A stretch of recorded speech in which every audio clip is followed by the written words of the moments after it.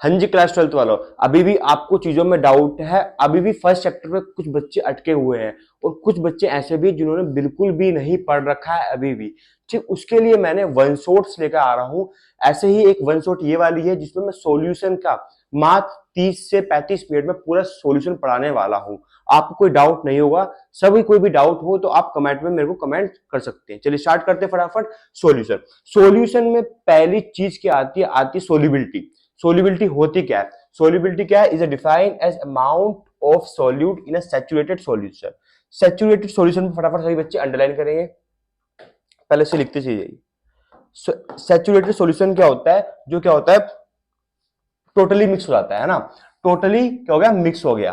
अब सोल्यूबिलिटी क्या है? आपने maximum amount of solute dissolve करा, मींस क्या? आपने आपने क्या करा? ज्यादा से ज्यादा सॉल्यूट ऐड कर रहे हो आप सोलवेंट में, उसे हम कहते हैं सोल्यूबिलिटी कहते हैं, राइट। उसको मैंने क्या लिया? उसका मास 100 ग्राम लिया। क्या लिया आपको? 100 ग्राम मैंने सोलवेंट लिया है, तो उसमें मैं क्या ऐड कर रहा हूं? सोल्यूट ऐड कर रहा हूं। समझ में आ गई मेरी बात? उसे कहते हैं हम सोल्यूबिलिटी। अब सोल्यूबिलिटी किस पर डिपेंड करती है?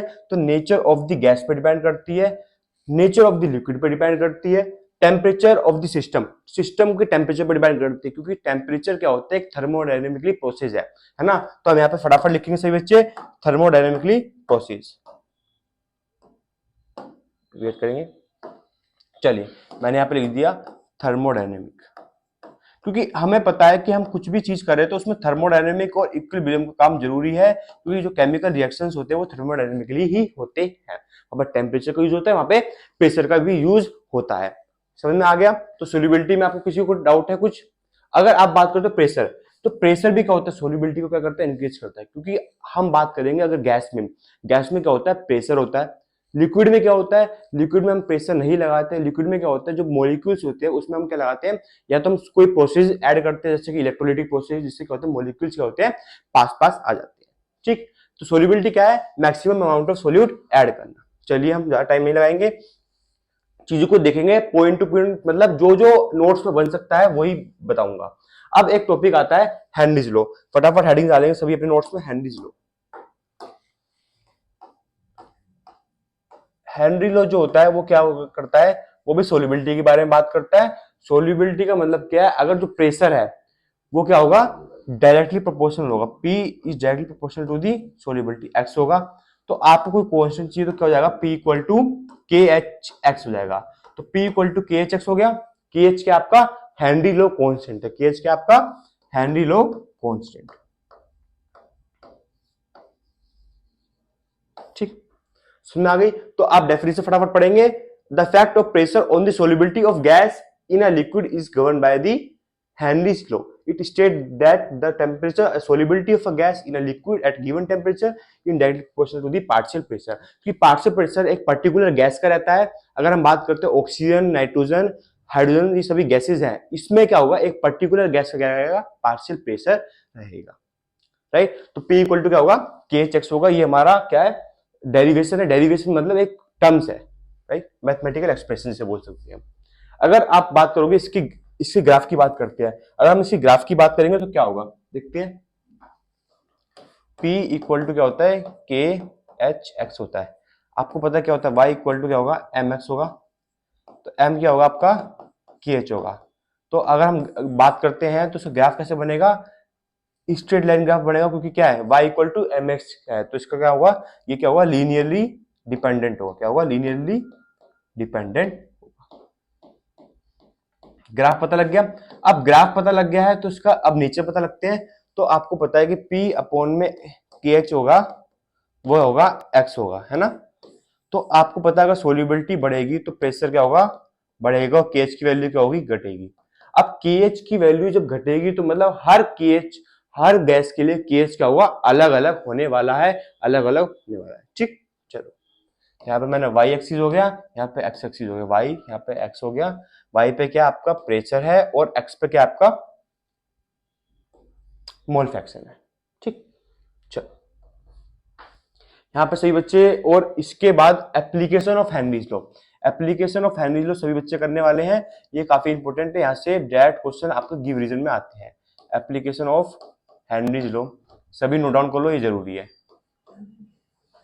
ठीक, एप्लीकेशन ऑफ एनी लॉ सभी पढ़ेंगे, उसमें 4 एप्लीकेशन है वो सभी आपको पढ़ना है। चलो अब बात करते हैं हम, एक टर्म आती है बहुत अच्छी टर्म है, उसे बोलते हैं वेपर प्रेशर। वेपर प्रेशर क्या होता है? वेपर प्रेशर कुछ नहीं होता है, अगर हमने सपोज लिक्विड है, लिक्विड को हम वेपराइज फॉर्म में कैसे करेंगे, उसके लिक्विड के सरफेस पे, लिक्विड के सरफेस पे क्या लगेगा, एक प्रेशर अप्लाई होगा जो क्या करेगा, वो लिक्विड के मॉलिक्यूल्स होंगे उसको किसमें, गैस के मॉलिक्यूल्स में कन्वर्ट करेगा, मतलब जो inter molecular force of attraction है उसको क्या करेगा, कम करेगा।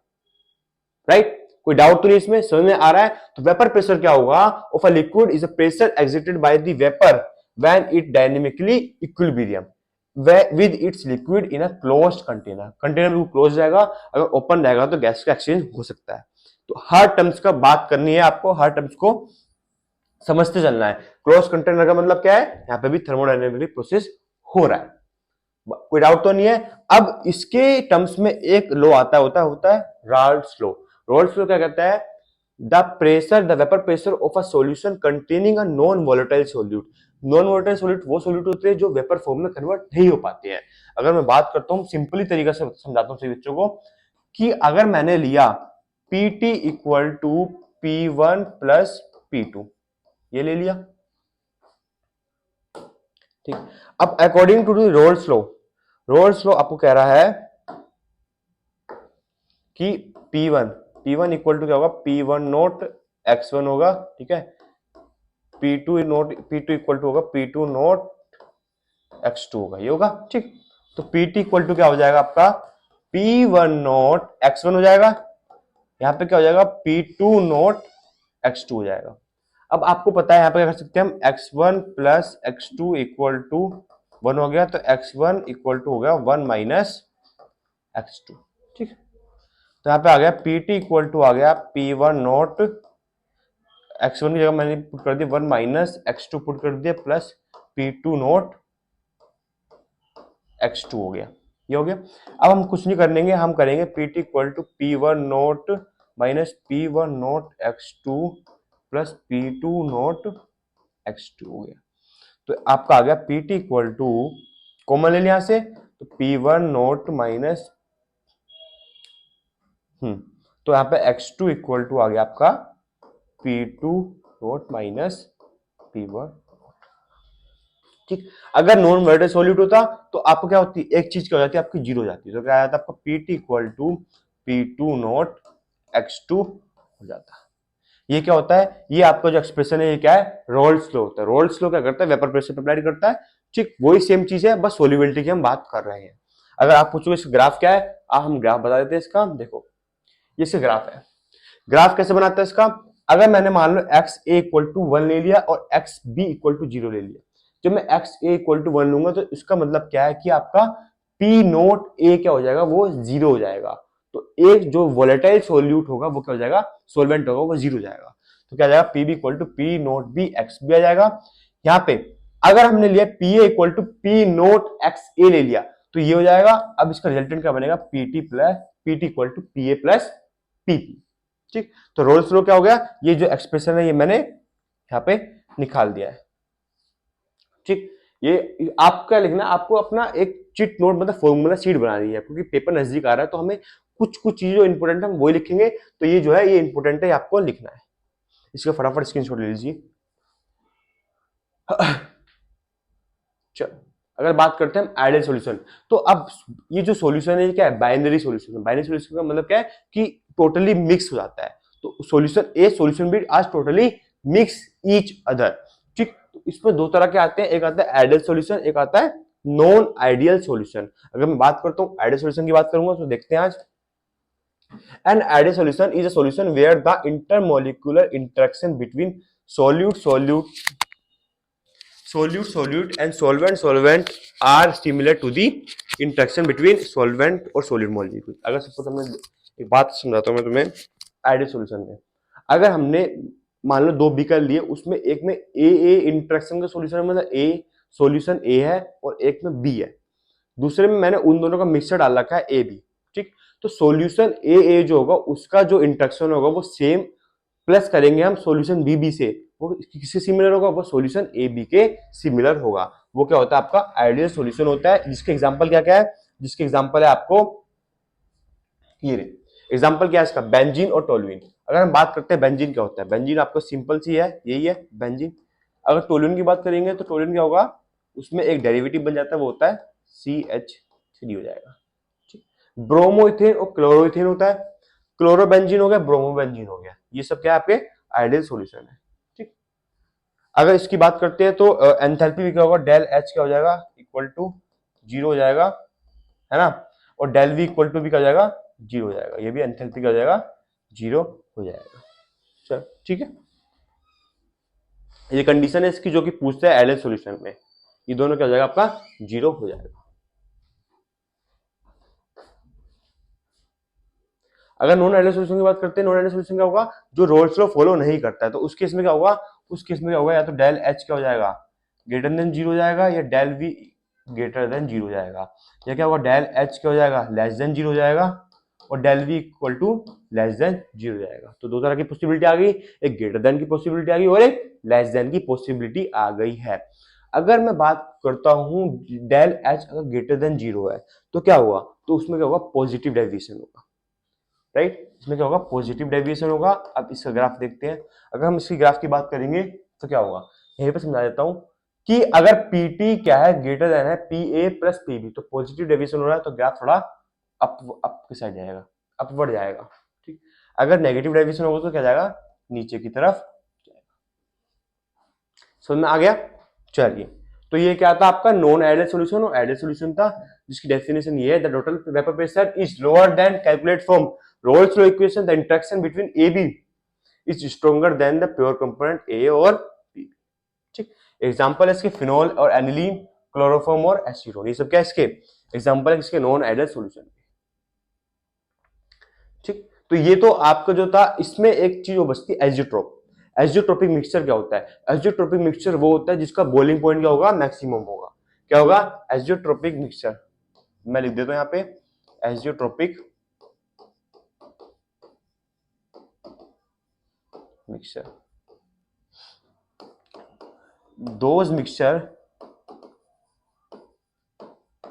which have same boiling, which have maximum boiling point, have same boiling point हो सकता है या कांस्टेंट बॉइलिंग पॉइंट हो सकता है। इसमें दो तरह के हो सकते हैं, एक होता है मैक्सिमम बॉइलिंग एजियोट्रोप, है ना, इसमें क्या होगा, मैक्सिमम बॉइलिंग एजियोट्रोप होगा, एक इसमें क्या होगा, मिनिमम बॉइलिंग एजियोट्रोप होगा। मिनिमम बॉइलिंग एजियोट्रोप और maximum boiling azeotrope, positive deviation जो होता है वो मिनिमम बॉइलिंग एजियोट्रोप देता है, और जो मैक्सिमम बॉइलिंग एजियोट्रोप क्या होता है वो नेगेटिव डेविएशन आपका देता है। ठीक, तो एजियोट्रोपिक मिक्सचर कोलिगेटिव प्रॉपर्टी जो कि काफी इंपॉर्टेंट है, जो कि एग्जाम में न्यूमेरिकल उससे पूछता है। न्यूमेरिकल्स कैसे पूछता है, पहले हम डेफिनेशंस पढ़ेंगे, उसके बाद देखेंगे न्यूमेरिकल कैसे पूछता है। अगर हम बात करते हैं कोलिगेटिव प्रॉपर्टी क्या होता है, जो नंबर ऑफ सॉलिड पार्टिकल्स पे डिपेंड करती है उसे हम कहते हैं कोलिगेटिव प्रॉपर्टी। जैसे कि अगर हम बात करेंगे relative lowering of vapour pressure, अगर relative lowering of vapour pressure की बात करूंगा, एलिवेशन ऑफ बॉइलिंग पॉइंट की बात करूंगा, डिप्रेशन इन फ्रीजिंग पॉइंट की बात करूंगा, या ऑस्मोटिक प्रेशर की बात करूंगा, ये चारों क्या आते हैं, ये चारों आपके कोलिगेटिव प्रॉपर्टीज में आते हैं। ठीक, तो अगर हम बात करते हैं पहला किसका, relative lowering of vapour pressure की बात करते हैं, चलिए देखते हैं। यहां पे बात करता हूं, अगर मैंने सपोज मैंने ले लिया नॉन वोलेटाइल सॉल्यूट ले लिया, क्योंकि मैंने आपको बोला है कि किस पर डिपेंड करता है, सॉल्यूट पार्टिकल्स पर डिपेंड करता है, तो मैंने क्या ले लिया, यहाँ पे नॉन वोलेटाइल सॉल्यूट ले लिया।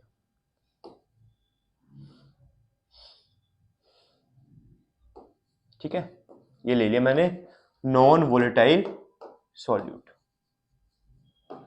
तो पीटी इक्वल टू क्या हो गया, पीटी इक्वल टू मैंने लिया P2 नोट एक्स बी हो गया, ये हो गया। ठीक, तो पीटी इक्वल टू आ गया P2 नोट 1 माइनस एक्स आ गया, बात समझ आ गई मेरी। तो पीटी इक्वल टू क्या आ जाएगा, P2 नोट एक्स ए। ठीक, अगर यहाँ पे बात करते हैं P2 naught X A equal to क्या आ गया, P2 नोट माइनस Pt, तो x इक्वल टू क्या आ गया, P2 naught minus Pt upon में P2 नोट। ठीक, मैं अगर मैं P1 को लेता तो आपका यहाँ पे P1 नोट आ जाता। बट बात हमें ये करनी है कि हमने वोलेटाइल सॉलिड कौन सा लिया है। ठीक, तो आपको समझ में आ रहा है कि किस पे डिपेंड कर रहा है, एक्स एक पूरे इस पे डिपेंड कर रहा है। तो मतलब जो सॉलिड पार्टिकल्स होगा वो पूरा डिपेंड करेगा किस पे, पार्शियल प्रेशर की बात डिपेंड करेगा और टोटल प्रेशर के पे भी डिपेंड करेगा। ठीक, ये होता है आपका relative lowering of vapour pressure. ठीक, अगर हम बात करते हैं एलिवेशन इन बॉइलिंग पॉइंट की बात करते हैं, एलिवेशन इन बॉइलिंग पॉइंट में होगा कुछ नहीं होगा। अगर हम बात करेंगे डेल्टा टीबी, डेल्टा टीबी क्या होगा, change in temperature. Change in temperature की बात करते हैं, यहाँ पे बात करता हूं मैं, यहाँ पे सोल्यूट का टेम्परेचर है, यहाँ पे सोल्यूशन का है, तो इसका क्या हो गया, टीबी हो गया और इसका होगा टीबी नोट हो गया। तो फाइनल माइनस के नीचे लिखता हूं तो क्या आ जाएगा आपका, टीबी माइनस टीबी नोट आ गया। इस डायरेक्टली प्रोपोर्शनल टू दी क्या हो गया, एम हो गया। एम क्या होता है आपका, मोलैलिटी। अब मोलैलिटी आपने पढ़ा है क्या होता है, मोलैलिटी होगा आपका delta T B equal to K F into M. अब एम का फॉर्मूला क्या होता है, मोलैलिटी फॉर्मूला होता है number of moles of solute upon में mass of solvent in KG होता है। तो मैंने यहाँ पे लिख दिया स्मॉल एम लिख दिया, मतलब गिवन नंबर ऑफ मोल्स लिख दिया अपॉन में मास ऑफ सॉल्वेंट लिखा है इन केजी। केजी का मैंने क्या काम कर दिया, मास पूछा है तो हमने कैपिटल एम यहाँ पे लिख दिया। ठीक, तो कुल मिला के फॉर्मूला क्या बनेगा, बनेगा आपका delta TB equal to K F equal to W2 into 1000 upon में W1 इंटू M2। ठीक, तो न्यूमेरिकल किस पे आएगा, इस वाले फॉर्मूले पे आएगा कि डेल्टा टी इक्वल टू क्या होगा, टीबी इक्वल टू क्या होगा, के एफ W2 इंटू 1000 अपॉन में W1 इंटू M2 होगा। तो क्या हुआ, M2 आपको गिवन हो सकता है तो W1 निकालना है या डेल्टा टीबी पूरा निकालना है। तो मतलब फॉर्मूले में जो क्वेश्चन आने वाला है वो इसी फॉर्मूले से आएगा और यही फॉर्मूला यूज होना है हर क्वेश्चन में जो कि एलिवेशन इन बॉइलिंग पॉइंट से आने वाला है। Same case depression in freezing point का है। ये मैंने ग्राफ इसलिए डाल रखा है क्योंकि ये ग्राफ बनाने के लिए आता है और ये केस बेस्ड में आ सकता है कि भाई ये वाला पार्ट क्या होता है और ये सोल्यूशन डी वाला पार्ट क्या होता है, मतलब डीएफ वाला पार्ट क्या है और एसी वाला पार्ट क्या है। ठीक, तो ये पूछ सकते हैं ग्राफ ही। अगर हम बात करते हैं फ्रीजिंग पॉइंट की बात करेंगे तो डिप्रेशन फ्रीजिंग पॉइंट क्या होगा, डेल्टा टीएफ इक्वल टू होगा स्मॉल एम। ठीक, डेल्टा टीएफ इक्वल टू क्या होता है, के F into W2 into 1000। Same चीज है, कोई कोई अलग नहीं है, बस सिर्फ सेम चीज है, W1 इंटू M2 हो गया। ठीक है, अच्छा जी, चलो अब नेक्स्ट बात करते हैं। एक टॉपिक और आता है जो कि ऑस्मोसिस है। ऑस्मोसिस मतलब फ्लो ऑफ सॉल्वेंट मॉलिक्यूल। अब सॉल्वेंट मॉलिक्यूल से फ्लो करते हैं किसमें, डाइल्यूट सॉल्यूशन में या कंसंट्रेटेड सॉल्यूशन में। तो क्या होगा, सेमी परमेबल मेम्ब्रेन होती है जो किससे बनी होती है, सेलुलोज से बनी होती है। किससे बनी होती है, सेलुलोज, सेलुलोज से बनी होती है। उसमें क्या होता है, ऑस्मोटिक प्रेशर क्या होता है, ऑस्मोटिक प्रेशर वो प्रेशर होता है जो क्या होता है अगर हम फ्लो ऑफ सॉल्वेंट करें तो दूसरी साइड से उसे रोक रहा है ऑस्मोटिक प्रेशर को, तो उसे क्या कहते हैं, ऑस्मोटिक प्रेशर कहते हैं। तो क्या हो जाएगा, उसको हम डिनोट करते हैं पाई से। तो पाई इक्वल टू क्या होगा, CRT। पाई इक्वल टू क्या होगा, NCN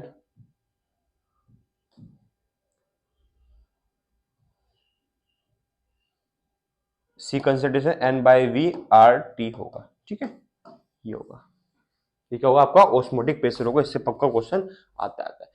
तो ये जो मैं सारी थ्योरी करवा रहा हूँ, मैंने सॉल्यूशन के न्यूमेरिकल्स और क्वेश्चंस डाल रखे, आप जाके देख सकते हो। इसी चैनल पर डॉक्टर एस एजुकेशन पर डाल देना तो आपको मिल जाएंगे। चलिए, एक चीज और इसमें आती है, वॉन्ट ऑफ फैक्टर क्या होता है। वॉन्ट ऑफ फैक्टर क्या करता है, एसोसिएशन करता है, डिसोसिएशन करता है, मतलब मॉलिक्यूल्स को कंबाइन कैसे करते हो और इसको अलग कैसे करते हैं कॉन्स्टिट्यूएंट आयंस में। ठीक, अगर बात करते हैं आई कैसे निकालते हैं, आई क्या होता है, वॉन्ट ऑफ फैक्टर ही होता है जो नॉर्मल मास अपॉन में एब्नॉर्मल मास होता है या ऑब्जर्व कोलिगेटिव प्रॉपर्टी अपॉन में कैलकुलेटेड कोलिगेटिव प्रॉपर्टी होता है। ठीक, ये total number of moles of particle after association और या डिसोसिएशन होता है इससे बिफोर एसोसिएशन। ठीक, तो ये क्या होगा आपका वॉन्ट ऑफ फैक्टर होगा। इससे क्वेश्चन आता है, ये 100% आएगा। जैसे कि अगर मैं देखता हूँ एग्जांपल लिखता हूँ, आई कैसे निकालते हैं, वॉन्ट ऑफ फैक्टर कैसे निकालते हैं। कुछ नहीं करना है आपको, पहले यहाँ पे आई लगा देना सभी फॉर्मूले में और यहाँ पे वॉन्ट ऑफ फैक्टर कैसे निकालते हैं, जैसे कि आपने लिया KCl। KCl को हम डिसोसिएट करेंगे, किसमें करेंगे, K प्लस में करेंगे, Cl माइनस में करेंगे। तो 2 आयन से तो क्या होगा, K equal to I equal to 2 हो गया। सेम NaCl में होगा, MgSO4 में भी यही चीज होगी और K2SO4 में भी यही चीज होने वाली।